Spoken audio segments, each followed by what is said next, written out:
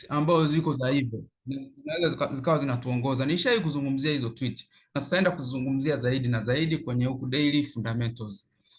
Kwa hiyo today tunaenda kuona daily fundamentals. Kama nilivyozungumza, kwa upande wa forex trading, unapokuwa unaona chart yako inatembea, maybe inatoka from point A point B, inatembea like this, kwamba labda hapa A B C D E F G na kuendelea huko.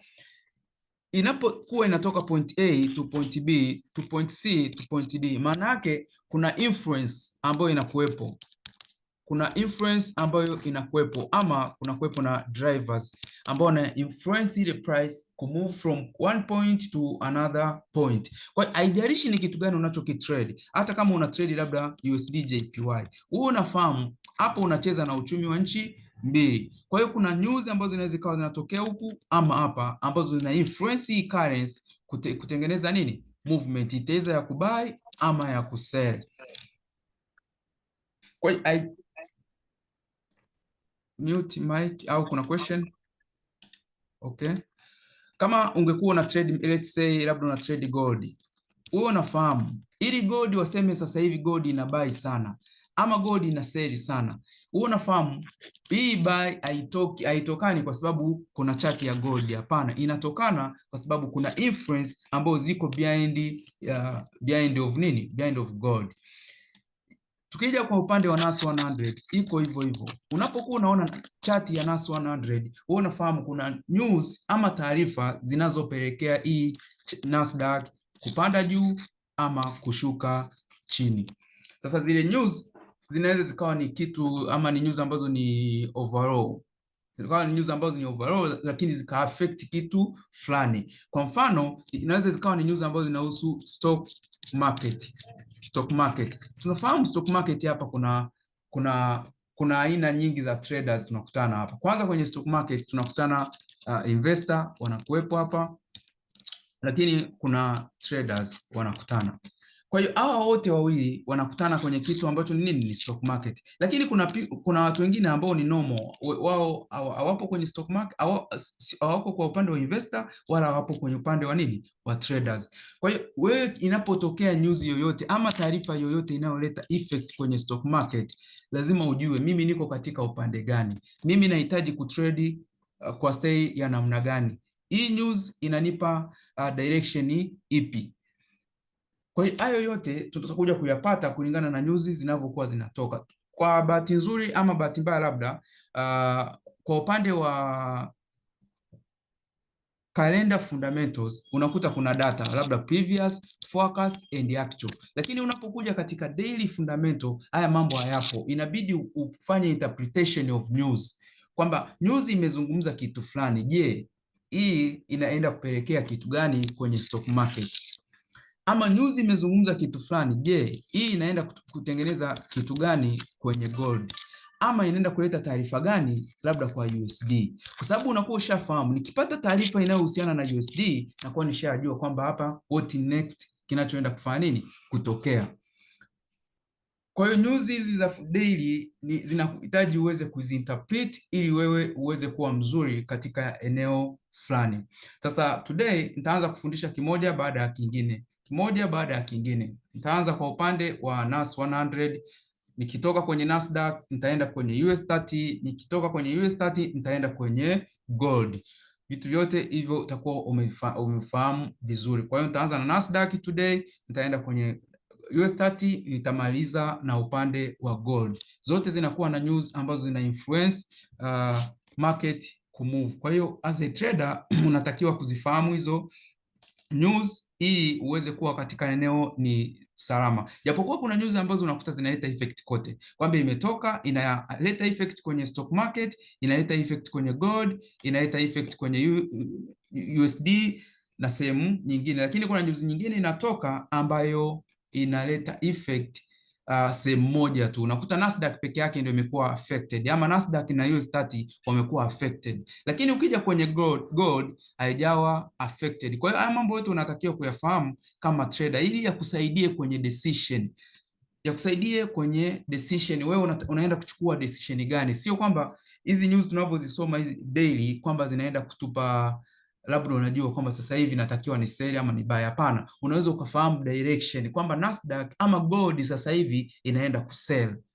Kwa hiyo inakusaidia wewe kupata decision fulani. Kwa mfano, kuna kipindi fulani unakuta labda Donald Trump ana tweet, labda anaweza kuambia it's time to buy. Mfano, hii ni news tu ambayo sisi tumeichukua kwenye upande labda wa mtandao labda wa Twitter ama whatever, labda mtandao wake wa Truth tumechukua, amesema labda it's time to buy. Tunatakiwa kufuatilia it's time to buy what? It's time to buy what? Anaweza kama amezungumzia it's time to buy labda kwenye crypto. Kwa hiyo tunakwisha fahamu kama amezungumzia it's time to buy kwenye crypto, hizi ni news ambayo inahusiana na nini? Kama ile news inaleta effect kwenye, tunakuja kugundua labda news iliyozungumziwa hapa labda ni interest rate. Amezungumza labda kwenye interest rate. Tunakuwa tushafahamu interest rate italeta madhara gani kwenye Nasdaq. Italeta madhara gani kwenye Nasdaq? Ama pawepo na daily news ambayo labda tumeona labda kuna speech, let's say kuna speech fulani imezungumziwa, ama kuna meeting fulani imezungumziwa. Kwa mfano ilivyotokea mazungumzo kati ya Donald Trump na president of Ukraine, mpaka wakatokea kubishana na vitu kama hivyo. I remember that day kuna mambo ambayo yalishake kwenye mambo ya soko. Sasa tunahitaji kujua zile news kwamba ni namna gani as a trader unaweza ukaziinterpret zikakupa direction ya kufahamu kwamba from point A to point B, ama mimi kuanzia kesho natakiwa ni focus kwenye nini, ama kuanzia sasa hivi natakiwa ni focus kwenye nini. Market inaenda kubuy ama market inaenda kusell, kwa sababu tunafahamu fundamental ndo mzizi, ndo mama wa chart. Bila kuwepo fundamental, chart haiwezi kufanya nini? Haiwezi kuwepo. Kwa hiyo lazima tufocus hapo ili tuweze kufahamu ni mambo gani sahihi tunatakiwa kuyafanya kwenye soko. Na ukishafahamu hiyo news inakuelekeza kitu gani, sasa ndo unaenda kuconnect na doti nyingine, kama nilivyozungumza kwamba ukiwa na doti zako ziko hivi, ili uchore mstari unahitaji connect doti zako 1 2 3 na zaidi. Kwa hiyo ukishafahamu kwenye upande wa daily fundamental, hiyo sio confirmation pekee ya kwenda sokoni na kwenda kufanya maamuzi, unatakiwa connect sana kitu kingine, labda technical analysis. Sasa kuweza kujua entry yangu napata wapi ama exit napata sehemu gani. Ukisha connect na hapa, labda unakuja kutafuta confirmation nyingine kwa kutumia labda character. Kwa tabia hii ya Nasdaq inavyoionyesha ni kitu gani naenda kukifanya sokoni. Kwa hiyo unakuwa una connect matukio kwamba hiki na hiki na hiki, then kinakupa matokeo ama kinakupa conclusion, so kwamba sasa hivi natakiwa nifanye ni buy ama sasa hivi natakiwa ni sell. Na hapa ndo trader unakuja kujikuta kuna siku inaweza ikapita bila wewe kufanya nini? Bila wewe kutrade. Lakini kuna siku nyingine inapita unajikuta labda kuna wiki nyingine umelazimika kutrade 5 days zote, umelazimika kufanya nini? Kutrade. Kuna wiki nyingine auoni opportunity, unajikuta umetrade 1 day kwenye wiki nzima. Lakini kwa sababu trader unakuta wana focus kwenye chart peke yake, kwa sababu chart yenyewe inatembea as long as kuna market haina labda hamna bank order hamna nini, chati inakuwa inaendelea kutembea tu, kwa sababu kwa hiyo yeye akiona chati inatembea anadhani kuna opportunity pale. Hapana, najitahidi uwe katika grupu ambalo linaweza kuspot opportunity vizuri na kuondoa zile noise za soko. Siweze kucheat soko, inaweza ikakucheat au wewe mwenyewe ukajicheat kifikra na kuona kwamba lazima ni trade kila siku, lazima ni trade kila wakati, lazima nifanye kila wakati niwe na kaa sokoni na kutrade. Kwa hiyo let's begin with NAS 100. Tuanze na NAS 100. Tutazungumzia kuhusiana na Nasdaq, tutazungumzia na US30, tutazungumzia na gold, lakini hatuwezi kuchanganya vitu vyote hivi kwa wakati mmoja. Kwa hiyo tutaenda kimoja baada ya kingine, Naomba upay attention. What is Nasdaq? Ukiuliza what is NAS 100, definition of Nasdaq. Kwanza, Nasdaq ni stock exchange. Hii ni stock exchange.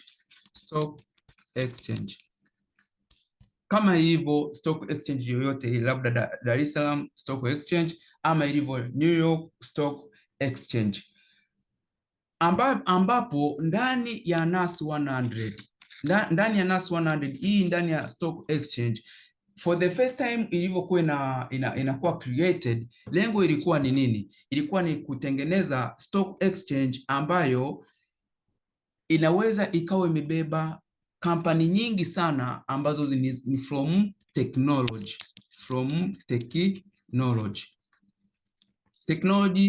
company. Hii ni kitu cha msingi cha kufanya nini? Kufuatilia ama kwamba Nasdaq ni stock exchange, but asilimia kubwa zilizopo ndani ya Nasdaq imebeba technology companies. Hii stock exchange ilikuwa formed mwaka 1971 ambao ulikuwa ni mwezi February, ndio walivyotengeneza hii stock exchange na kuianzisha, kwa sababu kumbuka muda huo ilikuwepo tayari nyingine ambayo inaitwa nani? Inaitwa New York Stock Exchange. Ilikuwa hii ndo stock exchange ambayo ni kubwa na ni kongwe. Sasa tofauti iliyopo, naweza nikazungumza kidogo kwamba tofauti iliyopo kati ya Nasdaq na New York Stock Exchange, hii imebeba kampuni karibu zote, haibagui kwamba huyu ama labda watu wa technology ama watu wa nini. Hapana, yoyote yule ambaye anafikiwa vigezo vya kuweza kujoin anaweza akajoin kwenye hiyo New York Stock Exchange. Lakini Nasdaq inabagua kwamba ili uweze kuwa listed kwenye hii stock exchange ya NAS 100 you need to be a technology company. Haijalishi katika sekta zipi, kwa sababu sekta zipo ambayo ipo kwenye company zinaweza ikawa katika sekta tofauti, labda ikawa health ama ikawa technology ama ikawa labda telecommunication ama ikawa real estate, lakini as long as imefocus katika technology ndio inaruhusiwa kuwa katika nini? Katika hii NAS 100. Neno technology companies ni neno la muhimu sana kulifahamu na usilisahau, hiyo itakuja kutusaidia kwa baadaye.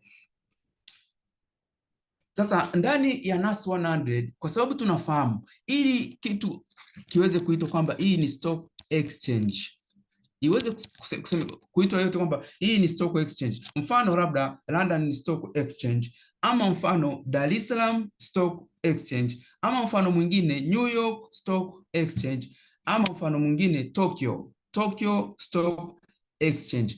Stock exchange zinakuwa zimebeba ndani ya hii stock exchange yoyote ile, inakuwa imebeba group of companies. Kuna kuwepo na kampuni nyingi ambazo ziko listed kwenye stock exchange husika, ambazo hizi kampuni zinaweza zikawa ni tofauti, zinadili na mambo tofauti, lakini kwenye NAS 100 zenyewe zinadili na mambo ya nini? Ya technology.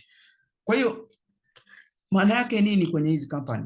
Ndani ya company ambazo zinakuwa listed ndani ya stock exchange, kumbuka ndani ya company humu kuna watu ambao nani? Ni investors. Ndani ya kampuni kuna investor. Kwa mfano, this is DSE. Hii ni Dar es Salaam Stock Exchange. Labda company zilizopo hapa listed labda ni CRDB, alafu labda kuna NMB na kuna wengine labda Twiga, Cement. Sasa ndani ya CRDB kuna kuwepo na nani? Na investor. Ndani ya NMB pia kuna nani? Kuna investor. Sasa ndani ya CRDB ama NMB mfano, hawa investor kwa neno moja tunawapa ni overall investors. Lakini tukija kuangalia hao investor wanakuwa na nini? Na power ambazo ni tofauti, ama decision making zao zinakuwa ziko tofauti, kwamba ndani ya CRDB kuna mtu anaweza akawa ni investor ama ni shareholder wa NMB mfano, tukawa tuko wengi hata 200 ama hata wangapi, inategemea na utaratibu ambao wameweka company to company. Lakini kuna yule ambaye ni shareholder ambao unakuta ni nani? Ni mkubwa, mfano labda ana 20% ya share kwenye NMB, au wengine waliobaki unakuta labda ana 0.1 share, mwingine ana 2, mwingine percent, mwingine anazo labda 5%. Kwa hiyo tunapokuja kufanya decision making, tunayekuwa tunamsikiliza ni yule shareholder ambaye anakuwa na power na decision making, kwamba mwenye share nyingi sana CRDB. Hata ile bodi inapokaa lazima watamuhusisha kumsikiliza kwamba yeye anasemaje. Sisi tumepanga hiki na hiki, je, unakubaliana na hivi vitu? Kwa sababu Wasipomsikiliza yeye ni kitu ambacho hakiwezi kupita, kwa sababu yeye ndo mwenye power kwenye upande wa nini, wa share ambazo anakuwa amezinunua kwenye company husika. Kwa hiyo tukija kwenye NAS 100 mfano ni huo huo tu. Tukija kwenye upande wa Nasdaq utakutana na nini, na listed companies, ambao ndani ya hizi companies kuna nani, kuna investors.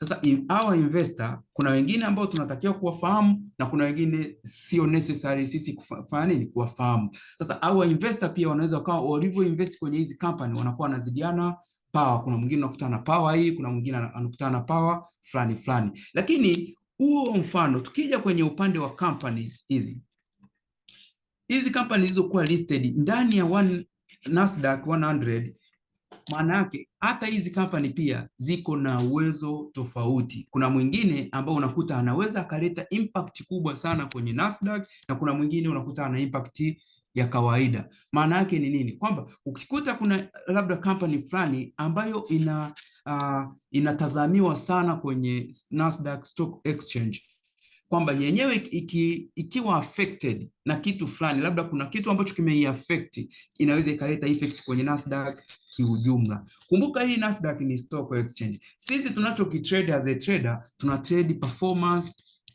of Nasdaq. Kwa sababu tuna trade performance of Nasdaq, tuna trade kwamba Nasdaq sasa hivi inafanya nini, ina buy ama ina sell, performance yake ile price of change ndio tunayokuwa tunafanya, tuna trade. Lakini wanaosababisha ile price kubadilika ni wakina nani? Ni hizi listed companies. Kwa hiyo company hizo zenyewe zinakuwa zinatofautiana na nguvu pia. Kuna company nyingine maybe ikiwa affected na ikawa labda na matokeo mabaya, labda ikafanya sell vibaya, ama kuna kitu kibaya kimetokea kwenye hiyo kampuni, inaweza ikaleta effect kwenye stock exchange nzima ya Nasdaq 100.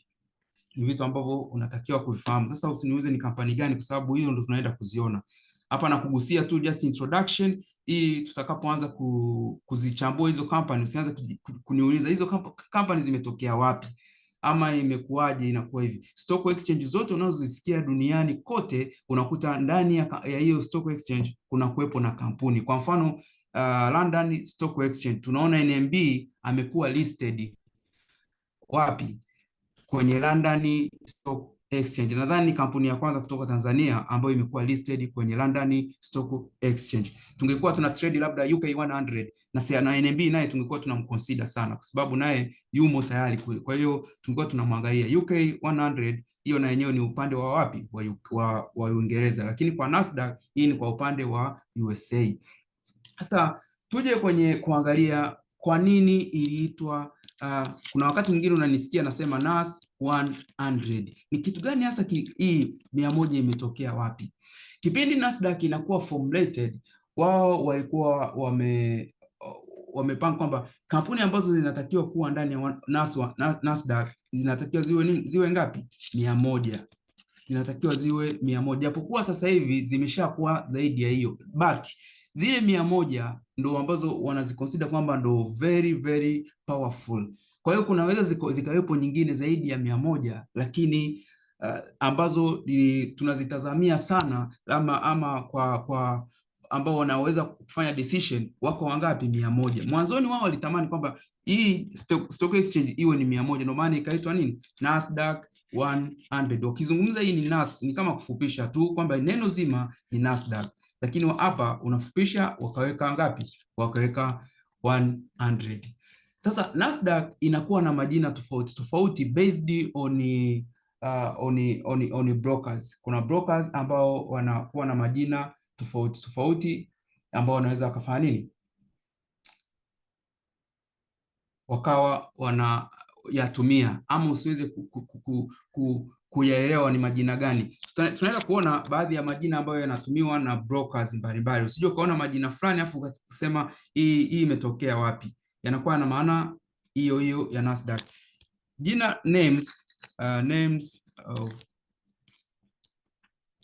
Nasdaq, names of NAS Nasdaq ambayo ina stand kama Nasdaq. Ya kwanza inaitwa US 100. Ukiona broker amekuandikia US 100 huo unafahamu kwamba wanamaanisha Nasdaq. Lakini jina jingine ambayo linatumika ni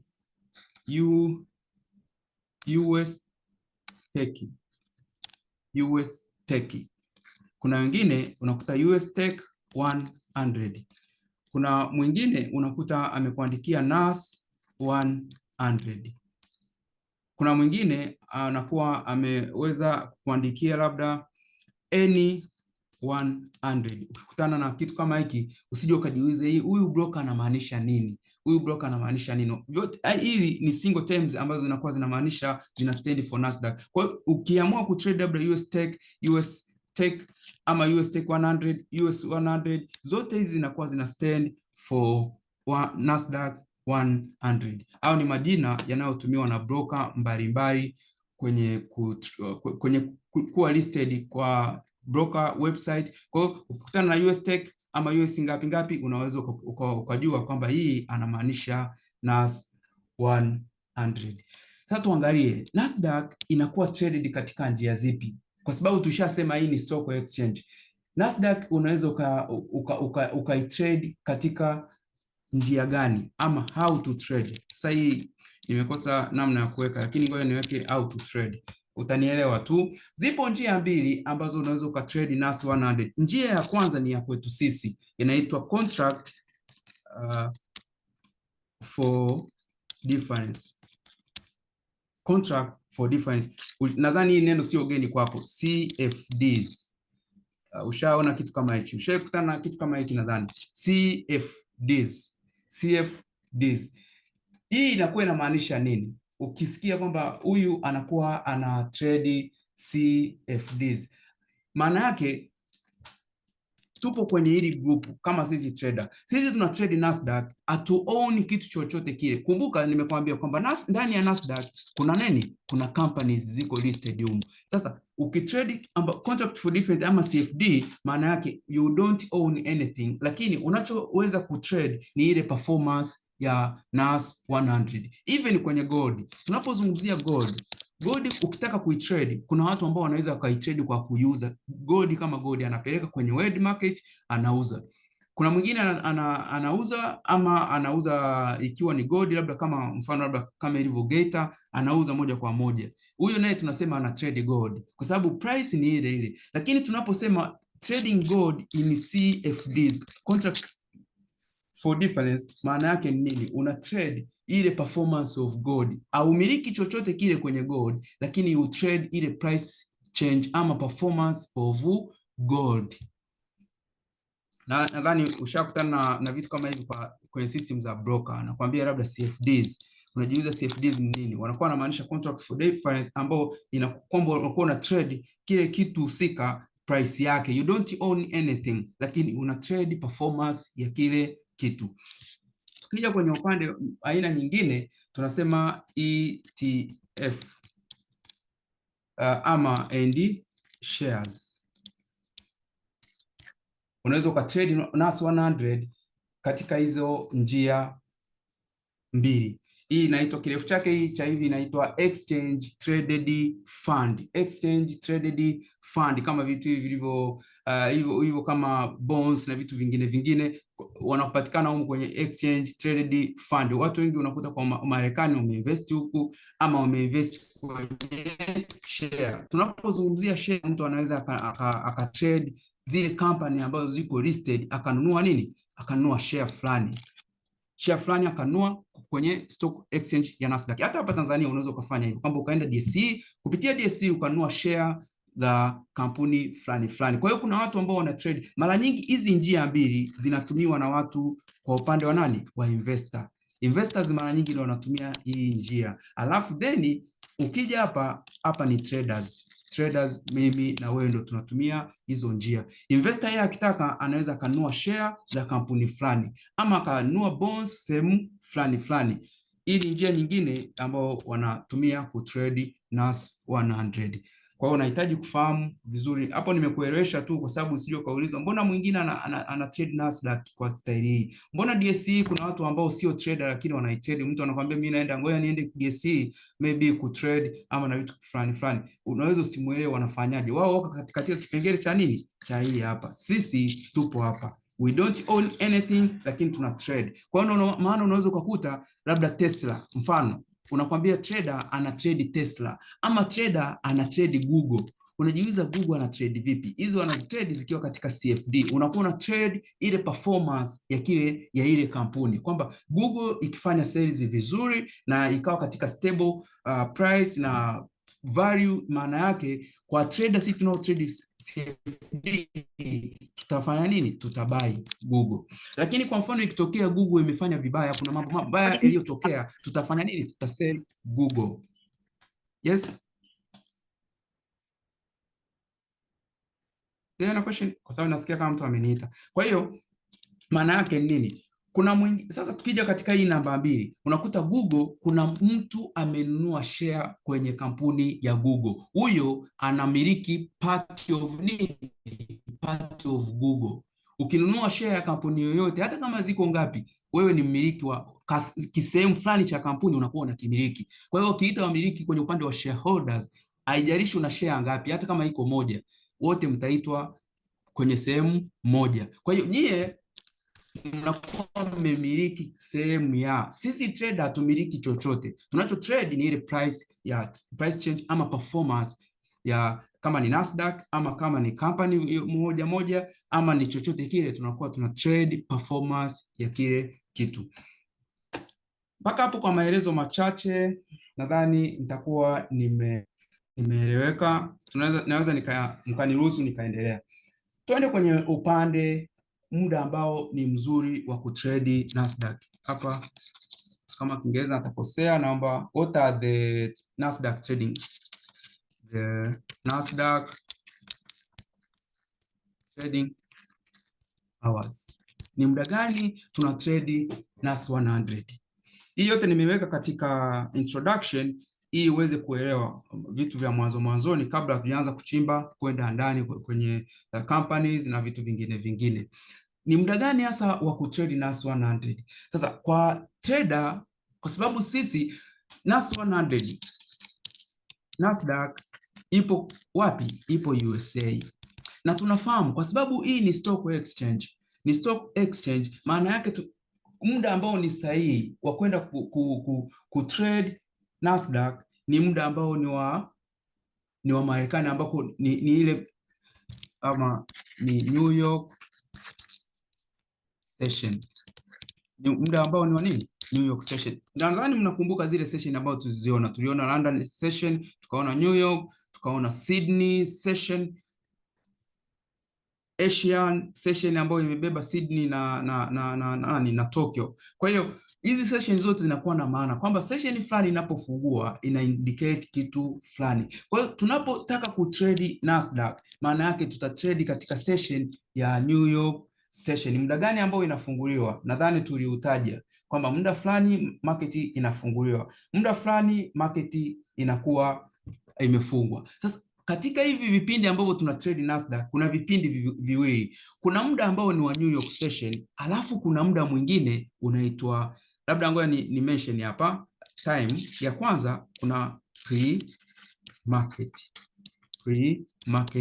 time. Then kuna muda mwingine ambao ni market time. Hii inabidi uelewe vizuri. Tunapozungumzia pre-market time, maana yake ni nini? Ni ule muda ambao market inakuwa bado haijafunguliwa. Ni kipindi kile ambacho market haijawa open. Yaani kwa mfano, tunapozungumzia New York session kwamba inafungua saa ngapi? Anayekumbuka tulisema ni saa ngapi inafungua? Kama mnakumbuka. Saa 9. Tukasema kuna wakati mwingine saa 9:30. Mnakumbuka ile sababu tuliyoitaja kwamba kuna wakati masaa yanafanya nini? Yanabadilika. Hii inaweza ikapanda juu ama ikashuka chini. Kuna wakati mwingine unaweza kukuta ipo saa saa 11:30. Sio kajiuliza kwa nini inabadilika, sababu tulishaisema kwamba kuna wakati ile global time inabadilika. Kuna brother mmoja alitusaidia hapa kwamba kinachosababisha kubadilika ni yale majira, sio inakuaje, vitu kama hivyo. Nadhani mnakumbuka hiyo siku. Sasa mimi hapa nimechukulia saa 10:30. Obviously ni muda ambao New York session inafungua. Tunapozungumzia market time ni ule muda ambao New York session imefungua, ndio huo ambako Nasdaq inakuwa nini? Iko active. Kwamba muda ambao ni New York session imeanza, sasa zile trading activities zimefunguliwa rasmi kwenye session husika, maana yake New York Stock Exchange inakuwa open, tukienda kwenye Nasdaq inakuwa open, tukija kwenye upande wa US 30 inakuwa nini? Open, kwa sababu na yenyewe iko wapi? Iko Marekani. Kwa hiyo kila kitu chochote ambacho kinakuwa Marekani pale kinakuwa activated. Sasa kwa sababu huu ni muda ambao ni wa kutrade Nasdaq kuanzia saa 10:30 inaenda mpaka saa ngapi? Saa 6 usiku. Saa 6 usiku. Sasa hii tunaita nini? Tunaita ni AM ama PM ama ni midnight. Ili nini? Saa 6 usiku tunaweka nini? Tunaweka PM au tunaweka AM? AM. AM. Yeah, tunaweka AM. Kwa hiyo ina maana ikifika saa 6 kamili usiku, yani kwa mfano kama siku ya leo imeanza saa 10:30 alafu ikaenda mpaka saa 6 usiku, ni muda ambao tunatakiwa sisi kutrade Nasdaq, kwa sababu activities zinakuwa ziko strong, zinakuwepo na movement kwenye Nasdaq inakuwa inafanya nini? Inaonekana. Sasa tukija katika hiki kipindi cha pre-market, kama kinavyozungumziwa kwamba neno preform 1 si preform nini, kuna wengine mnaingia kwenye maofisi mnaajiriwa, wanakuambia sasa hichi ni kipindi ambacho unakuwa hujapata ajira rasmi lakini unajifunza. Sasa hiyo si kinaitwa ni nini hicho? Kwa hiyo neno pre-market ni kile kipindi ambacho market bado haijawa activated, kile kipindi ambacho kinakuwa market haijawa nini? Haijawa activated, tunakiita ndio kipindi cha pre-market, ambayo hiki kinafunguliwa kuanzia saa ngapi? Saa 5 kamili AM. Ikifika saa 5 kamili AM, maana yake activities zinaanza kuwepo, lakini zinakuwa hazina nini? Hazina nguvu. Sasa pale hichi kipindi nitakuja nikielezee vizuri tutakapofika kwa mbele huko. Ina maana hichi kinaenda mpaka saa ngapi? Hichi kitaenda mpaka pale time ambako itakuja kufanya nini? Kufika ya market yenyewe sasa. Kwa hiyo unaweza ukasema labda kinaenda mpaka labda saa 10, labda na dakika 29 ndio unaweza kaishia hapo. Lakini kuna kama mtu unasoma labda vitabu au sehemu nyingine, unaweza kukuta wamekuandikia kwamba inaenda saa 5 AM, labda inaenda mpaka saa 9 AM. Usije ukaona mbona wao wanazuia lile risali moja before market kufungua. Ndio nakwambia hicho ni kipindi kinaitwa cha pre-market. Kwa nini inaitwa pre-market? Mtu mwingine anaweza kujiuliza, je, hichi kipindi before haijafika saa 5 huku panakuwa na nini? Kuna company ambazo zinakuwa ziko closed. Yani there is no activities ama no report. Activities zinaweza zikawepo. Kwa mfano, tunaposema labda bank usiku ziko closed, haimaanishi activities hazipo. Zipo but ziko closed, kwa sababu kuna activities ambazo zinaweza kutake place kwa kipindi hicho, ni zile internet peke yake. Ukitaka activities ambazo zinakulazimisha kufika bank, hauwezi kuzipata. Na hata kuna kipindi fulani bank, labda kwenye ofisi fulani wanakuambia sisi ofisi inaweza ikawa closed, ikawa open, lakini wakakwambia sisi hatutoi huduma. Unakuta labda kuanzia saa 1 asubuhi mpaka saa 3 labda asubuhi tupo wazi, lakini huduma zetu zinaanza saa ngapi? Saa 4. Wanakuambia labda saa 4 AM ndo huduma zinaanza, sasa tunaanza kuhudumia watu. Kwa hiyo hata kwenye NAS 100 iko hivyo, kwa sababu ndani ya Nasdaq kuna makampuni. Yale makampuni yanatarajiwa kuwa yanatoa ripoti ama yanatarajiwa kufanya kazi physically, kufanya kazi kwenye kutumia internet. Kwa hiyo kuna kampuni zingine unakuta ziko closed. Huu muda before that unakuta ziko nini? Ziko closed. Hata kwenye system ambayo tutakuwa tunaangalia ama kwenye application ambayo tutakuwa tunaangalia, utakuta wamekuandikia kwamba hii labda kama kampuni fulani labda CRDB iko closed ama Google iko closed. Lakini itakapofika saa 5 asubuhi ambapo ndo pre-market sasa inaanza, 90% ya kampani zote utazikuta ziko nini? Ziko active. Japokuwa ile haijawa open, muda wa market haujafika. Tunapozungumzia kwamba market iko open ama hii ni session ya labda New York session imekuwa active muda huu, Wanakuwa wanamaanisha nini? Wanakuwa wanamaanisha report. Tunamaanisha report kwamba tukisema huu ni muda wa New York session, hii ni New York session mfano. Ukisema kwamba New York session imekuwa active muda huu, tunamaanisha nini? Tunamaanisha kama vitu vyote vinavyohusiana na USA ama vinahusiana na USD, kwa sababu USA currency yao ni USD, tunamaanisha kwamba kama ni company zitaanza kufanya nini? Kutoa report. Kwa hiyo inapofika labda saa 10:30 utaweza kuona Nasdaq inatengeneza mwendo mrefu, utaanza kuona gold inatengeneza mwendo fulani, utaanza kuona US30 inatengeneza mwendo, utaanza kuona USD inatengeneza nini? Mwendo. Hata watu ambao wako kwenye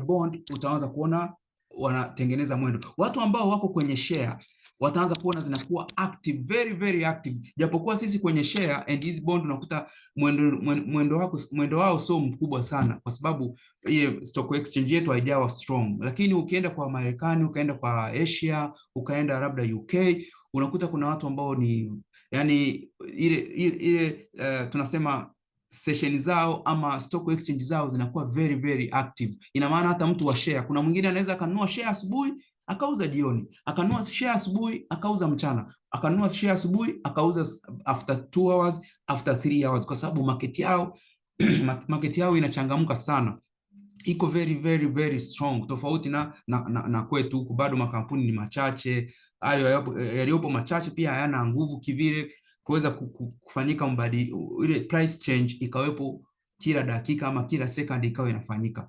Kwa hiyo maana yake huu ni muda ambao una stimulate vitu vyote hivi. Sasa kwa sababu sisi tuko kwenye NAS 100, tukisema New York session imekuwa activated, maana yake kuna report zinatoka sasa rasmi.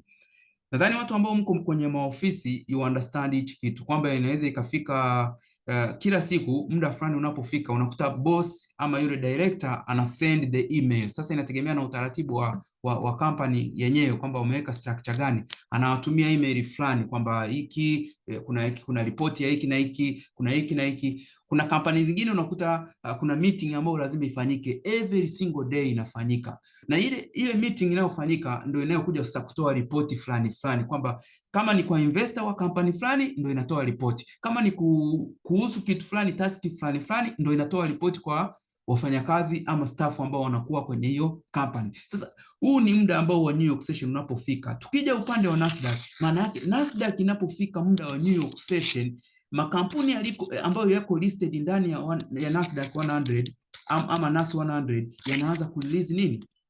Report, yanatoa report zinaanza kutoka. Sasa kipindi ambacho ni cha pre-market, hichi ni kipindi ambacho tunakiita ni kipindi cha shushushu ama wambea. Yani hiki ni kipindi ambacho sasa company haija release official statement kuhusiana na nini kinaendelea ndani ya hiyo company, lakini sasa kuna ile taarifa ambazo ni kama vile zinatolewa kwamba sasa hivi kwenye Tesla kuna kitu hiki na hiki, Tesla kuna hichi na hichi, ama Google kuna hiki na hiki na hiki. Kwa hiyo kuna zile taarifa ambazo sio official lakini zina influence market kwa muda huo. But inapofika muda wa market, sasa company zote ambazo ziko ndani ya Nasdaq ndio zinaanza kurelease statements. Sa ripoti yetu ni hii hapa, ripoti yetu ni hii hapa, ripoti yetu ni hii hapa, ambayo hiyo ndio inakuwa ndio nini? Ndio official statement. Kwa hiyo usije ukawa unatawatao unajiuliza hivi kwenye session tunapozungumzia session wanakuwa wanamaanisha nini?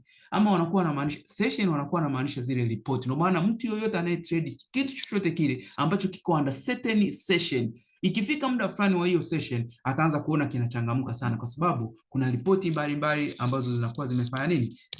Zimetoka. Na hizi ripoti nyingi zinaanzia kwenye stock exchange husika. Stock exchange husika ndio zinapoanza kufanya nini?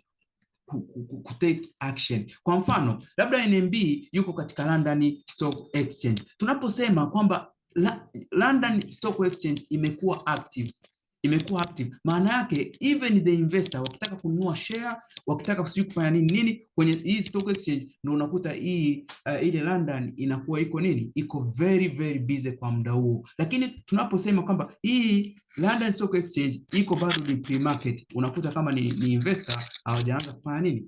Take action, wanakuwepo tu wameangalia tu, wanasubiri, wanafanya zile data ambazo sio official, wanazifuatilia kujua kuna kitu gani. Ni sawa sana mtu ambaye labda ameinvest ama anataka kuinvest labda CRDB, anataka kununua share. Wale ambao ni investor, real investor ambao ni wakubwa, anaanza kufuatilia kwamba hiki ni kitu kiko hivi ama kiko hivi. Wale watu ambao mnafuatilia mambo ya kimpira, mnaweza mkajua vizuri zaidi kwamba before timu yoyote ya mpira haijapata investor ambaye anaweza akaja kuinvest katika sehemu fulani, labda upande wa labda upande wa udhamini fulani, lazima afuatilie ile historical background ya timu nzima, ajue performance ya timu iko vipi, ajue na malengo, plan ya ile timu ina plani nini kuhusiana na hiki kitu, ili atakapokuja kuinvest au anafahamu kwamba return yake ni kiasi fulani. Kwa hiyo hata hizi kwenye stock exchange iko hivyo hivyo, na hao investor ambao wanakuwa katika stock exchange husika ndo wanaleta impact fulani fulani. Mpaka hapo tuko pamoja? Nimeenda nani stop bila kuacha. Tuende kwenye kitu kingine. Kwa hiyo tunapokuja kwenye tunaposalia hapo kwenye muda wa kutrade Nasdaq, kwa hiyo maana yake ikiwepo nini? Ikiwepo US holiday, ikiwepo US holiday. Jana tulisoma hii inaitwa ni nini? Ndio zile tunazikuta kwenye kategori ya benki holiday. Kienda kwenye kalenda zinaitwa benki holiday, lakini inapokuwepo US holiday, uwe unafahamu kwamba ikiwa kuna sikukuu yoyote ile ambayo iko upande wa Marekani na kwenye kalenda wamekuonyesha ni bank holiday yoyote, labda kuna Martin Luther Kings, kuna labda kuna jana nimekuonyesha Liberation Day ama kuna chochote, maana yake muda ambao kuna US holiday we don't trade nini? Do not trade Nasdaq. Kwa sababu gani? Hata ile stock exchange yenyewe itakuwa iko closed kwa muda huo. There is no trading activities. Kwa hiyo be very careful kwenye hiki kitu. Lakini kwa sababu tunasoma about daily fundamentals, wewe unafahamu kama kuna US holiday ambayo inaleta effect fulani kwamba inasababisha mpaka benki ziwe closed, inasababisha mpaka investor hawateki action yoyote, akuta kuwepo na news ya aina yoyote. There is no news release. Kwa muda huo, kwa siku hiyo apata kuwepo na news, taarifa yoyote haitokuwa released kwa siku hiyo. Kama report from the stock market haitotolewa, ama news yoyote ambayo inahusiana labda na Nasdaq ama inahusiana na company fulani haitotolewa. Kwa hiyo siku hiyo hautopokea taarifa yoyote kwa siku hiyo. Kwa hiyo ni muda ambao wewe kama trader wa kustand aside. Lakini tukirudi hapa, kuna news ambayo unaweza ukakutana nazo kwenye Forex Factory, wamekuandikia ni bank holiday kwa upande wa nani? Wa US ama wa USD. Wakwambia ni bank holiday, lakini sio news zote ambazo wameandika bank holiday kwamba Nasdaq haitokuwa active. Japokuwa kuna news, huwa ni news chache sana ambazo unakuta Nasdaq iko active, lakini wakishaandika bank holiday huwa unafahamu kwamba hiyo siku sio ya kutrade. Japokuwa kuna news chache ambazo unakuta siku hiyo tunaendelea na economic activities, political zinaendelea, bank zinaendelea kuwa open. Hapa nyumbani ni sikukuu gani ambayo ikiwepo sisi tunaendelea kufanya kazi, na hapa Tanzania ipo hizo sikukuu. Unakuta kuna sikukuu ipo inafahamika, lakini sisi tumeendelea kufanya kazi, labda government ofisi ziko wazi, NGOs wamefungua ofisi, government companies unakutana zenyewe ziko open. Ni sikukuu kama ipi kwa Tanzania hapa ambayo huyo inatokea hiyo? Kwa Marekani zipo, lakini na zenyewe ni chache sana, nyingi zinakuwa ziko closed. Kwa hiyo ukikuta wamekuandikia bank holiday kwa upande wa USD, uwe unafahamu kwamba hayo ni masaa ambayo utakiwi kutrade NAS 100. Mpaka hapo kuna kuwepo Tanzania zipo sikukuu, mfano ya wanawake, siku za ukimwi, siku za sawa HIV sijui ni nini. Hizi ni sikukuu ambazo tunazifahamu zipo, lakini unakuta zile activities zinaendelea kuwepo. Japokuwa kama ingekuwa ni US ungekuta wamekuandikia bank holiday, lakini haimaanishi kwamba hii sikukuu italeta effect kwenye Nasdaq. Nitakuwa nawapa update kwamba ikitokea, sababu zipo ambazo zingine hata sizifahamu. Kwa hiyo nikifuatilia nikajua kwamba hii activities zisizokuwepo, nawaambia tu kwamba hii bwana, leo tunaendelea na kutrade kama kawaida, hata kama wameweka bank all day. Lakini japokuwa hata nisipokuambia, utakuja kuona kuna notification utazipata tu, atakwambia kwamba sasa hii news utaona zinaendelea kuwepo, unakuwa ushafahamu kwamba sasa leo tuna trade kama kawaida nini Nasdaq. Mpaka hapo yes. Mimi nilikuwa na swali kuhusu pre-market. Sababu ulifundisha kwamba pre-market kwa huku kwetu labda ni saa 5 mpaka hiyo saa 10 labda na dakika 29. Sasa tukie labda jana yake kulikuwa labda na FOMC ambayo imetokea usiku ambayo imeleta effect. Je, kwenye pre-market haiwezi kuwa market ikawa imechangamka kutokana labda na effect ya news iliyotokea usiku? Inaweza ikawa imechangamka. Kwanza tukifika kwenye upande wa character, nitaonyesha tu kwamba forms ikitoka kesho yake market inaendelea kuact vipi. Yaani tunapozungumzia kipindi cha pre-market, sio kwamba eti market inakuwa imesimama. Inakuwa inaendelea tu kama kawaida, lakini inakuwa haina power kama kile kipindi ambacho inafika ile market yenyewe. Kwa hiyo usije kadhani kwamba market inakuwa haitembei. Inakuwa inatembea kama kawaida, lakini inakuwa haiko active kama kile kipindi ambacho ni nini? Ni cha market yenyewe. Saa 9 inapofika labda saa 9:30 ama saa 10:30 PM, unakuta market imechangamka sana. Yaani Nasdaq inakuwa inatembea sana kwa muda huu mpaka kuelekea huko mpaka saa 6 usiku, market imechangamka sana. Lakini kile kipindi ambacho before that, ambacho ndo pre-market, unakuta market inatembea lakini haina movement zile ambazo ni strong kwa trader ambazo tunazihitaji. Inakuwa sio movement nzuri. Na kuna mwingine anaweza akajiuliza, ina maana mimi kutrade Nasdaq mpaka ifike saa 10:30 ama saa 9:30 kulingana na muda uliopo kwenye session husika? Hapana. Unaweza ukatrade Nasdaq hata saa 5:30 ama ukatrade, lakini mimi huwa si advise mtu aamke labda saa 9 usiku eti anaamka kutrade Nasdaq, ama saa 10 usiku eti anaamka kutrade Nasdaq. Mimi si advise hiyo kitu, sishauri hata kidogo, unless kama utaamka huu muda tutakapoona upande wa character.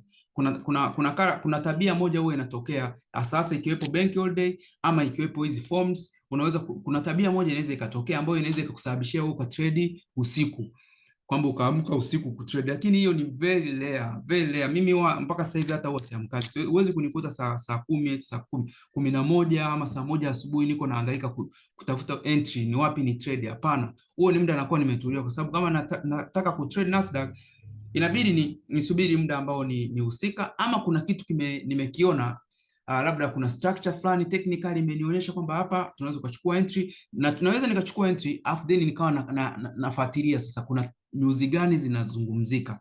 Kwa hiyo naweza nikatrade asubuhi labda saa 5 nikaingia sokoni, lakini huo muda nikaendelea kumonitor kwenye pre-market kuna taarifa gani, kuna news gani zinazungumzika, na kwa naziangalia. Ikifika ule muda sawa market wenyewe, kama mimi nilikuwa nimehold hiyo trade, alafu muda wa market ukatoka ukaniambia ni sell, siwezi kuendelea kuhold hii trade, nita close unless otherwise nimeshaamua kwamba sasa hivi nataka ni hold labda 4 days ama ni hold 2 weeks, ndo naweza nisipay sana attention kwenye hizi daily news, nikaachana nazo, nika risk pips nyingi sana, na nikaendelea kuhold hiyo trade ambao nime hold kwa siku kadhaa. Japokuwa news zikiendelea kuwa against na mimi siwezi kuendelea kuhold hiyo trade kwa muda mrefu, kwa sababu siwezi kuwa against the news. Kuna msemo mmoja unasema kwamba never be against the trend ama market trend. Kwa hiyo trend kama inakwambia it's a sell, usije kulazimisha kuwa buy, ama ikiwa inakwambia kwamba ni buy, usilazimishe kuwa sell. Kwa hiyo kwenye Nas 100, kwa sababu sisi tunaitrade kwa kuangalia hizi news za daily zinatuongoza nini. Kwa hiyo inapotoka news labda inakwambia it's a sell, usilazimishe iwe buy, ama unapotoka ni buy, usilazimishe kuwa sell, unless otherwise utakapokuwa umeconnect hizi technical fundamental na vitu kama na character, unaweza ukaja kujua kwamba news ikakwambia it's a sell, lakini ukasubiria kwamba hii taarifa iliyotoka imeniambia ni sell, lakini nikiangalia character ya Nasdaq inaweza ikanipa entry ya kubai sehemu fulani na muda fulani. Kwa hiyo mimi naweza nikasubiri hii sell ikatokea, ikashuka, alafu then itakapofika sehemu fulani ndo nikafanya nini? Nikabuy. Tukienda kwenye technical na character, I will show you hivi vitu namna ya connect. Inaweza ikatoka sell kwenye upande wa session, inapofunguka pale ikakwambia it's a sell, ukaachana nayo, ikaendelea kusell, ikasell ikafika sehemu fulani, then ukachukua buy kwa kuangalia nini technically na kuconnect na character, ukapata entry ya kubuy na ukatengeneza nini faida. Kwa hiyo hayo mambo nadhani hapo utakuwa umefanya nini, umenielewa kidogo. Introduction kidogo ambayo nimeizungumzia hapa kwa upande wa NAS 100. Kuna kitu ambacho umekipata?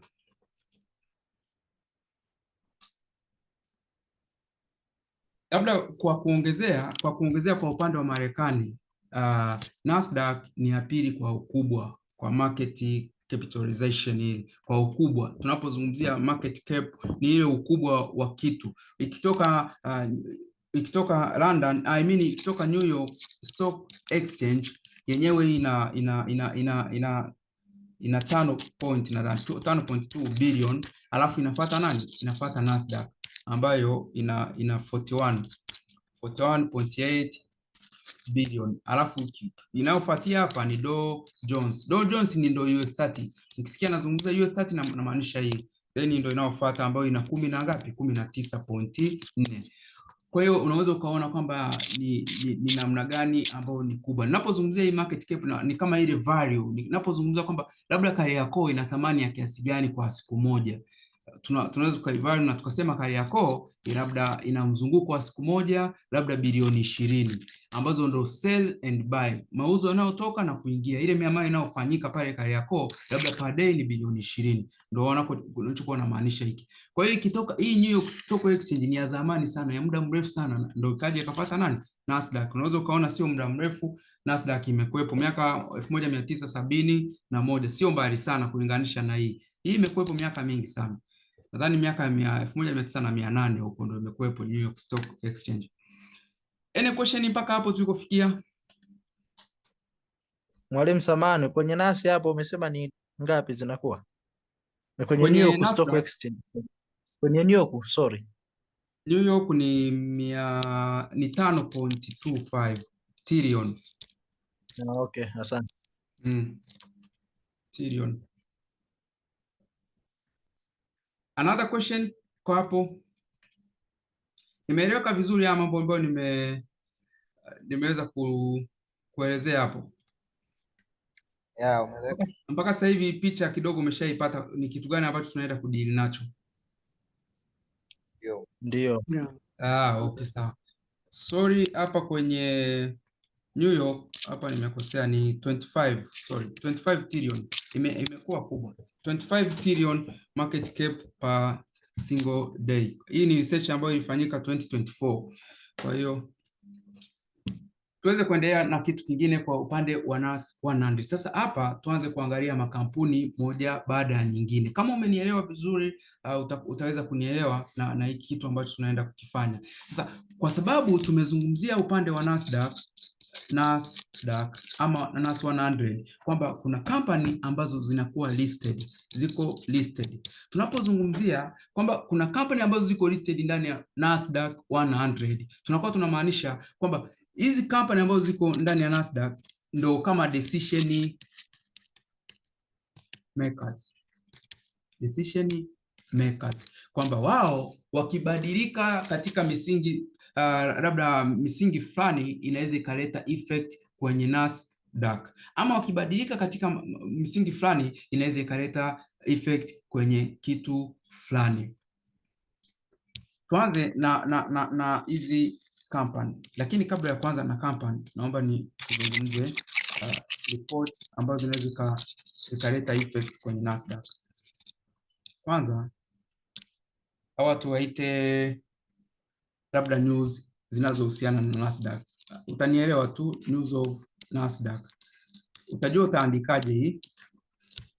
Kuna vitu ambavyo tunavitazamia kwa upande wa Nasdaq, ni vitu gani ambavyo vina affect sana Nasdaq. Kwanza, namba 1, company performance. Namba 2, company news. Namba 3, company earnings.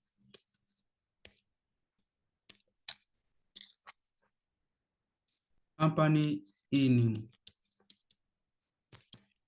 Hivi ni vitu ambavyo unatakiwa kutazama, lakini hii na mwisho ndo zile sasa calendars fundamentals. Usizidharau fundamentals ambazo zinaweza kutoka. Namba 5 ni kama labda ambao tunakuongezea hii tuite tweets ambazo from tuziite presidential tweet.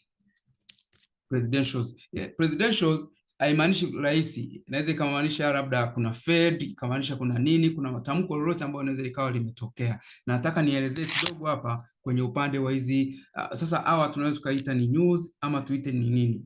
Nadhani drivers, tuite news, vyovyote vile ambao utakuwa. Nachotaka kumaanisha ni nini? Kwamba inapotokea kuna hizi company ambazo zimeinvest ndani ya Nasdaq zikawa affected, it is in a positive. Kwa mfano, company ambazo ziko listed, tukasema labda performance yake, tukameasure ile performance. Sasa wewe huwezi ukameasure, lakini utasoma report. Kuna report ambayo nitakuonyesha hapa application ambayo utakuwa unatumia ili kuweza kutrack hizi Nas 100 performance na vitu vingine. Unapoona kwamba Nasdaq kuna kitu ambacho kampuni ambayo iko listed hapa na ni kampuni ambayo ni one of the biggest, labda biggest kwenye upande wa Nasdaq, na imekuwa na performance positive. Imekuwa na performance ambayo ni positive. Maana yake ni nini? Kwamba upande wa Nas 100 inakuwa ina indicate kufanya nini? Kubuy. Lakini ikiwa na matokeo ambayo ni negative, maana yake inakuwa ina indicate kufanya nini? Kusell. Sasa kwa sababu hizi ni groups of companies, sio kampani moja ambayo iko listed ndani ya Nas 100. Unakuta ziko nyingi. Maana yake tunaweza tukaziangalia in two groups kwamba performance ya Nas 100 ni nini? I mean performance of this company ziko ngapi? Kwa sababu tunafahamu ziko 100 kampani ambazo tunatakiwa kuzitazama. Sasa ndani ya 100 zipo kampani zingine ambazo tunatakiwa tuzitazame zaidi. Hizo kampani zina performance gani kwa siku hiyo? Ili niweze kutrade Nas 100, performance ya hizo kampani ni nini? Je, ziko positive ama ziko negative? Kwa hiyo if zitakuwa ni ziko katika positive, maana yake kwenye Nasdaq nitabuy. Ila zikiwa katika mwenendo ambao ni negative, maana yake kwenye Nasdaq nita sell. Tukija kwenye upande wa news. News inaweza ikatokea kuna news fulani ambayo imeigusa company ambayo iko listed ndani ya Nas 100. Maana yake ni nini? Ile news tutaiangalia. Je, hii news iko katika upande wa positive ama ipo katika upande wa negative? Maana yake kama itakuwa ni negative, ni positive, tutabuy Nasdaq. Kama itakuwa ni negative, tutasell Nasdaq. Sasa kwenye hapa news, make sure you pay attention, kwa sababu tumezungumza kwamba kampuni zote ambazo ziko listed ndani ya Nasdaq is a technology company. Kama ni technology company, inaweza ikatoka news fulani inazungumzia tech company, kwamba technology company zimeguswa na news moja ambao labda hiyo news inaweza ikawa inahusu positive ama inahusu negative. Kwa hiyo ikiwa ni negative, ikiwa ni positive, sisi tutabuy Nasdaq, ikiwa ni negative, tutasell Nasdaq. Mfano, kipindi tariffs imekuwepo, Donald Trump alitoa tariffs kwenye product nyingi, automobile na vitu vingine vyote, included na phones, computers, chips na vitu vyote. Chips ni mambo ya AI yote yakawa yamezungumziwa pale. Sasa hiki kitu kikaleta shida ambayo ni negative kwenye nini? Kwenye company ambazo zipo kwenye upande wa technology. Na tunafahamu sasa hivi hata ukiangalia matajiri wanaoongoza dunia sasa hivi, wanaoongoza wote, ukichukua hata ile top 10, matajiri asilimia kubwa ambao wako top 10 duniani sasa hivi, asilimia kubwa wanatokea wapi? Tech. Nadhani kama wapo ambao sio technology, wapo kama 2 au 3, lakini waliobaki wote technology. Kianza na Elon Musk, technology. Mark Zuckerberg, technology. Ukija na nani mwingine, Jeff Bezos technology. Ukija mwingine wote hao unakuta wako kwenye nini? Kwenye tech. Kwa hiyo maana yake ni nini? Inapotoka kitu chochote kibaya kinachohusiana na tech company, na sisi tushazungumza kwamba ndani ya Nasdaq kampuni ambazo ziko listed ndani ya Nasdaq zinakuwa nani? Ziko upande wa nani? Wa technology. Maana yake hii news italeta shida mbaya, kwamba tukiziongezea kodi vifaa vyote vinavyotokeana na technology, labda kompyuta, simu na chip, tukazungumza labda na AI, vyote hivi vikawekewa kodi kubwa, maana yake tutaleta effect kwenye hizo kampuni. Kama ni mauzo yanaweza yakashuka, kwa sababu kama tulikuwa labda company ishapanga price ya bidhaa zao, maana yake inabidi wazitathmini upya tena, kwa sababu kodi imeongezeka. Hatuwezi kuendelea kuuza kwa ile amount. Lakini pia nchi zingine zikaimplement tariffs ya kwao, kwa hiyo ikaleta effect ambayo ni negative. Maana yake kwenye stock market ama hii Nasdaq Stock Exchange ikabadilika na kuwa red ama ikasell, kwa sababu kuna taarifa mbaya ambayo imetoka. Lakini Donald Trump alivyokuja kutangaza kwamba sasa hivi hiyo nimeondoa tariffs, nimeweka tariffs free kwenye upande wa technology device, labda kama simu na mambo yote ambayo yanahusiana na technology kwenye upande wa utengenezaji wa hizo device, tukaona Nasdaq ikapata nguvu. Kwa sababu gani? Kama tumeondoa kodi, maana yake ni news ambayo ni nzuri kwa upande wa technology companies. Maana yake kama ni mauzo yataendelea kuwa mazuri, kama ni performance yataendelea kuwepo vizuri kabisa. Kwa hiyo tutakuwa katika mazingira ambayo ni mazuri sana. Kwa hiyo news ambayo inatoka hapa, you need to interpret. Inaweza ikawa ni news moja ambayo inamuhusu company ambayo ipo ndani ya Nasdaq, ama ikawa ni overall kwamba inahusiana na technology. Twende kwenye upande wa earnings. Hizi hata hapa Tanzania, kampuni yoyote ile ambayo unaiona duniani inakuwa na earnings ambayo tunaita ni company earning report. Inakuwa ni report ambayo hii ni nini? Kwamba ukikuta kampuni yoyote wanakuwa wamejiwekea target, wanakuwa wameweka target kwamba labda kwa kipindi kuanzia labda mwezi fulani mpaka mwezi fulani tutakuwa na target hii, kuanzia mwezi huu mpaka mwezi huu tunakuwa na target fulani. Sasa kwa sababu ndani ya company kuna investors, wale investors wanahitaji kujua mwenendo wa kampuni yetu ambayo tumewekeza uko vipi, matarajio ni yapi, profit ni ipi, kila kitu, product ambayo tunaenda kutoa ni zipi, kama ni service tunaenda kutoa service gani. Kwa hiyo hayo yote ambayo yanakuwa yamezungumziwa, maana yake yanaifanya ile company kuwa na projection time frame ambayo kwamba sisi tutaenda kuwa na matarajio ya kupata kitu fulani na kitu fulani, labda profit itafikiwa kiasi fulani. Kwa hiyo kile kiasi kinakuwa kina maana sana.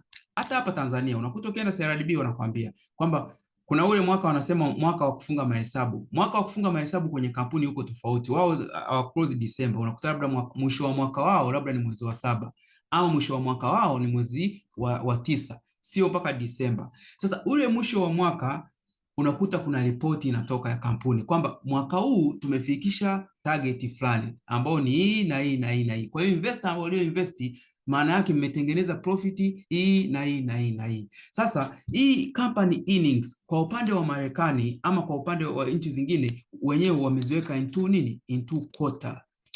Unakuta wana company earnings quarter 1, wana quarter 2, wana quarter 3, wana quarter 4. Mara nyingi huwa ni 1 2 3 4, mara nyingi zinakuwa hivyo.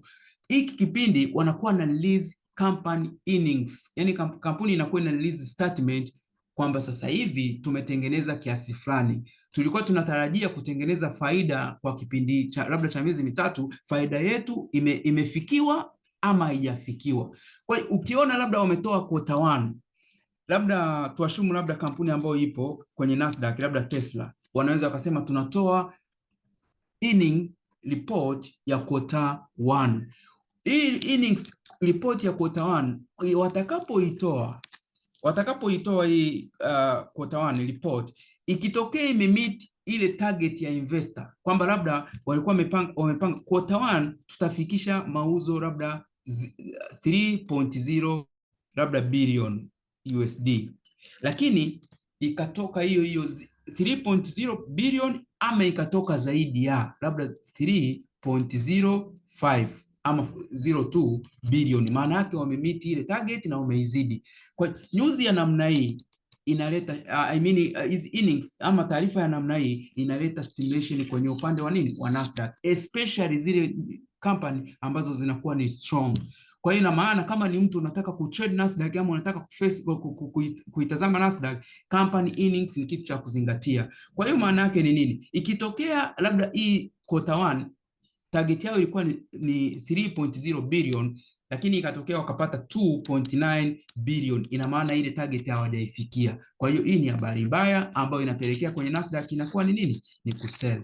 Wakifikia target na kuizidi ile target yao, maana yake hiyo ni kufanya nini? Ni kubuy. Lakini wakimiss kufika ile target ama wakapungua, maana yake tunafanya nini kwenye Nasdaq? Tuna sell. Na hivi ni vipindi, sio kwamba vinakuwepo kila siku, hapana. Hizi ni season. Kwa mfano kama sasa hivi kuna season ya earnings, I think ni quarter 2 kama sikosei, kama sio quarter 1 quarter 2 wanatoa sasa hivi. Kwa hiyo companies zinakuwepo. Sasa kuna mwingine anaweza kajiuliza, hii nitafahamu vipi? Ratiba inakuwa inafahamika kwamba sasa hivi kuna company earning ya Tesla, kuna company earning labda ya Google, kuna company earning ya kiasi fulani ya kampuni fulani. Hata hapa Tanzania iko hivyo hivyo. Ukienda CRDB wanakuambia kwamba kuna report ambayo tunaenda kuitoa ya performance yetu itakuwa ni kiasi fulani, budget hii na matarajio yetu ni haya. Kwa hiyo kama ni investor unakuwa unafahamu kama nitawekeza hapa, profit yangu mimi inaweza ikawa kiasi fulani. Lakini ikitokea ile company ikamiss yale target yao, maana yake hata investor mnaweza msipate gawio zuri ama gawio lisiwepo kabisa, kwa sababu company imetengeneza negative ama haina faida kwa kipindi hicho. Kwa hiyo hizi na zenyewe make sure you pay attention. Tukija kwenye upande wa fundamentals calendar, tumezisoma hizo ambazo kwa mfano kama forms, kuna news kama NFP, kuna news ambayo nyingine labda CPI na PPI. Hizi ni news ambazo usizidharau. Unapoona kuna news za namna hiyo kwa siku hiyo, huo unafahamu kwamba zitaleta effect kwenye NAS 100. Kwa hiyo usidharau kwamba unakuona hii ni forms, mimi nitaendelea kutrade tu. Hapana, lazima upay attention ili kuziangalia forms, CPI na news zingine. Tukienda kwenye news nyingine ambayo ni tweet.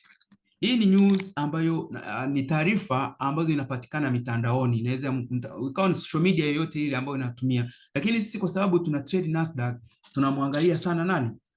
Donald Trump.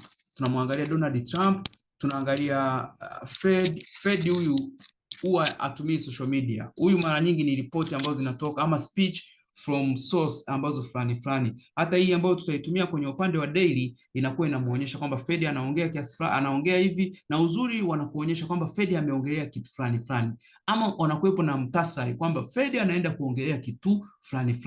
Sasa kwenye upande wa Donald Trump unakuta yeye ana tweet kitu fulani, labda kinazungumzia labda interest rate ama inazungumzia stock market, ama wakati mwingine inazungumzia crypto, wakati mwingine inaweza ikazungumzia gold, akawa anazungumzia kuhusiana na mambo fulani ya upande wa gold. Hata hii alishai kuzungumzia kuhusiana na gold kwamba tunatakiwa tuwe na stock nyingi kwa upande wa Marekani, na hata akawa ameagiza kuzikagua zile stocks zote na kuziconfirm ziko ngapi na vitu kama hivyo. Kwa hiyo hii ni taarifa ambayo anaweza akawa ameitoa kwenye social media tu, amezungumza kitu fulani ambayo ikaja ikaleta impact kubwa sana. Lakini mtu mwingine ambaye tunaweza tukamwangalia ni Elon Musk. Kuna kufuatilia kwamba anazungumza kitu gani. Anaweza akazungumza kitu fulani na kikaleta effect, kwa sababu tunafahamu Elon ndo owner of Tesla na Tesla iko ndani ya NAS 100. Maana yake ni nini? Anaweza akazungumza kitu fulani, na Elon amekuwa na influence sana, huyu jamaa yuko na influence sana, hata even the government of Marekani wanamprotect sana. Even Donald Trump alishawahi kuzungumza hicho kitu kwamba jamaa ni genius sana, as a government we need to do all we can do in order to protect this man. Kwa hiyo nadhani vitu kama hivyo vinaweza vimemfanya akazidi kuwa top na vitu kama hivyo. Kwa hiyo tunatakiwa kuangalia kwamba anazungumza kitu gani, kwa sababu huyu jamaa huwa anatoa ripoti wakati mwingine kwamba labda Tesla sasa hivi tunategemea kufanyaje kuzidi ile plani ambayo tulikuwa nayo, ama target. Kama ilikuwa ni target fulani labda ya kufikia malengo fulani, unakuta labda ana tweet even before hiyo company earnings hazijakuwepo. Kwa hiyo ina maana unakuwa unafahamu kwamba hii Tesla wamezidi nini ile target. Kama wamezidi target, inaweza ikaleta impact kwenye nini, kwenye Nasdaq. Italeta impact kwa namna gani? Itabai kama wamezidi, lakini kama wamemiss, maana watasell. Na mara nyingi wasipofikisha, wakati mwingine hawezi kutweet, kwa sababu inakuwa ni habari mbaya kwake. Kwa hiyo inakuwa sio kitu ambacho ni kizuri kwa wakati huu.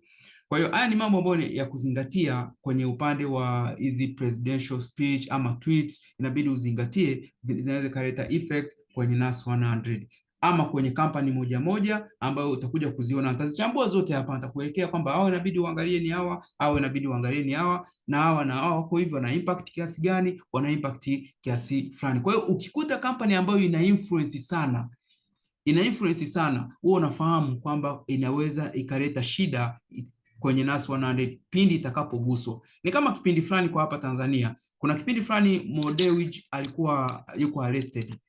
Sasa kuwa anafahamika amefariki ama yupo amekuaje, maana yake nini? Kama makampuni yake yangekuwa labda yako listed somewhere, kuna investor, alikuwa na uwezekano mkubwa wa kupoteza investors wengi sana. Kwa sababu gani? Watu wangeseli zile share, wangeanza kuziseli na kujiondoa kabisa, kwa sababu kuavoid ile company zake corrupt. Kwa sababu kama president ama owner ama founder ama CEO amepitia katika changamoto fulani, shares zinaweza zikadrop ama zikasheki kwa namna moja ama nyingine. Kwa hiyo hata our owners ama founder inabidi watazame kwa njia ya jicho fulani. Niliwahi kutoa mfano hapa kwamba Elon alifanya tu mzao wa kutaka kusmoke sigara tu kwenye media tu, just smoke, lakini akashusha Tesla zikashuka, akaenda sehemu fulani zikashuka kote. Kwenye ile SpaceX kampuni zake ukakuta shares zikadrop kwa asilimia kubwa sana, kwa mzaa kwa staili ya namna hiyo.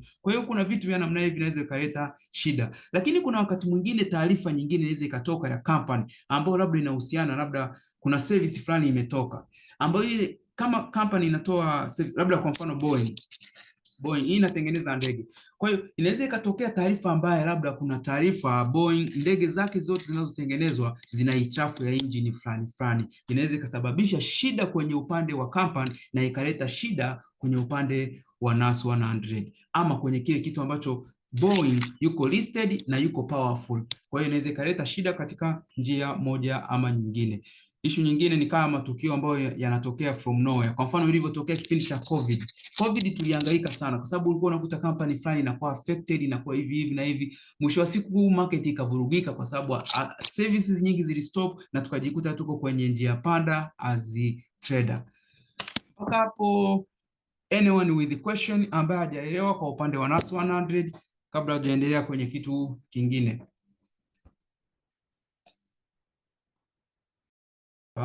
Kuna taarifa tunasoma Nasdaq, Nas 100 tunasoma US30, lakini kuna stock exchange nyingine ama indices ama index ambayo inaitwa S&P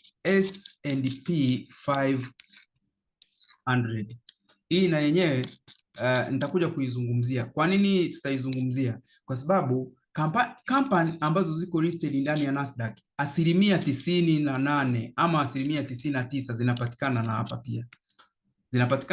hapa pia. Kwa hiyo kuna taarifa fulani inaweza ikatoka wakakwambia labda S&P 500 imehudhurika katika mazingira ya namna gani.